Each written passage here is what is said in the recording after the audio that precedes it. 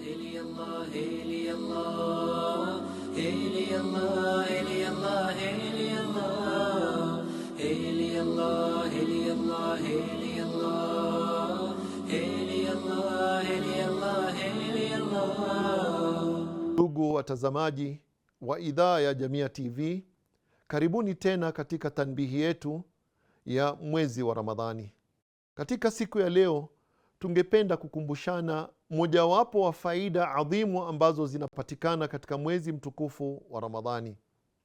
Mtume sallallahu alaihi wasallam ametuambia katika hadithi ambayo ni sahihi, man sama ramadhana imanan wa ihtisaban ghufira lahu ma taqaddama min dhanbihi. Katika hadithi hii Mtume sallallahu alaihi wasallam anatupa mojawapo wa faida ambazo ni nyingi tu katika mwezi mtukufu wa Ramadhani. Anatuambia yule atakayefunga funga ya Ramadhani, na huku anafunga akijua kuwa mimi sifungi kwa sababu ni fashion, sifungi kwa sababu ni ada, sifungi. Kuna watu wengine husema nataka kupunguza wazini wangu au uzito wangu katika mwezi wa Ramadhani. La, hafungi kwa sababu ya kujaribu kupunguza uzito wake, hafungi kwa sababu wengine wanafunga au kwa sababu anataka kumfurahisha mtu yoyote. Anafunga kwa imani kuwa hili ambalo nalifanya, kujizuia kinywaji changu na chakula changu na starehe yangu na yote yaliyokatazwa katika mwezi mtukufu wa Ramadhani, ninakifanya kwa sababu ya Allah subhanahu wa ta'ala. Kwa hivyo ukifunga kwa hiyo imani, pili, na huku unatarajia malipo kutoka kwa Allah subhanahu wa ta'ala, hutarajii kuwa unafunga kwa sababu mtu fulani akusifu au umfurahishe mtu fulani au watu fulani wakupende. Unafunga kwa sababu unajua malipo yake yako kwa Allah subhanahu wa ta'ala. Basi natija yake ni nini? Ghufira lahu ma taqaddama min dhanbihi. Basi huyu aliyefunga kwa kumwamini Mwenyezi Mungu peke yake, anafunga kwa ajili ya Allah subhanahu wa ta'ala, wahtisaban, na anatarajia malipo kutoka kwa Allah subhanahu wa ta'ala, basi mtu huyu miongoni mwa matunda atakayopata katika mwezi wa Ramadhani, ghufira lahu ma taqaddama min dhanbihi, atasamehewa madhambi yake yaliyotangulia. Ndugu yangu msikilizaji, ndugu yangu Muislamu unayetutizama katika idhaa hii ya Jamia TV, nani miongoni mwetu anaweza kusimama aseme mimi sina madhambi kwa hivyo sihitaji kusamehewa? Bila shaka hakuna. Nani miongoni mwetu ambaye hataki kusamehewa na Mwenyezi Mungu subhanahu wa ta'ala? Hakuna asiyetaka kusamehewa na Mwenyezi Mungu subhanahu wa ta'ala. Kwa hivyo ndugu yangu, ni fursa hii nyingine ambayo Mwenyezi Mungu amekupa wewe na amenipa mimi ya kuweza kujikurubisha kwa Mwenyezi Mungu subhanahu wa ta'ala.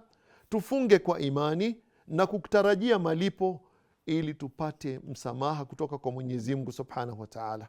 Na katika hadithi nyingine ambayo inakaribiana na hiyo inasema, man qama ramadhana imanan wa ihtisaban ghufira lahu ma taqaddama min dhanbihi.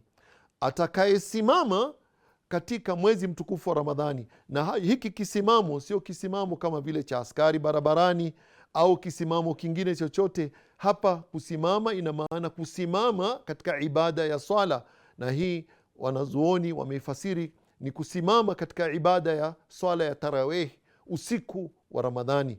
Basi mtu huyo atakayesimama, hasimami ili aonekane na watu wengine au kwa sababu watu wote wanakwenda kuswali tarawih na yeye anakwenda kuswali tarawih. Anasimama kwa ajili ya Allah subhanahu wa ta'ala, na anatarajia malipo kutoka kwa Mwenyezi Mungu subhanahu wa ta'ala. Natija yake au faida yake ni kuwa atapata msamaha kwa madhambi yote yaliyotangulia. Kwa hivyo mambo mawili hapa. Mchana huyu mja anafunga, basi atasamehewa madhambi yake ikiwa amefunga kwa kumwamini Mwenyezi Mungu na kutarajia malipo kutoka kwake. Na usiku wa mwezi wa Ramadhani anasimama mbele ya Mwenyezi Mungu subhanahu wa ta'ala, swala za usiku katika mwezi mtukufu wa Ramadhani, atapata pia msamaha kutoka kwa Allah subhanahu wa ta'ala. Inshallah Mwenyezi Mungu subhanahu wa ta'ala atujalie tusiipoteze hii fursa. Ndugu yangu Muislamu, hii ni fursa kubwa, na labda, nani anayejua, labda ndio fursa ya mwisho ambayo Mwenyezi Mungu amekupa.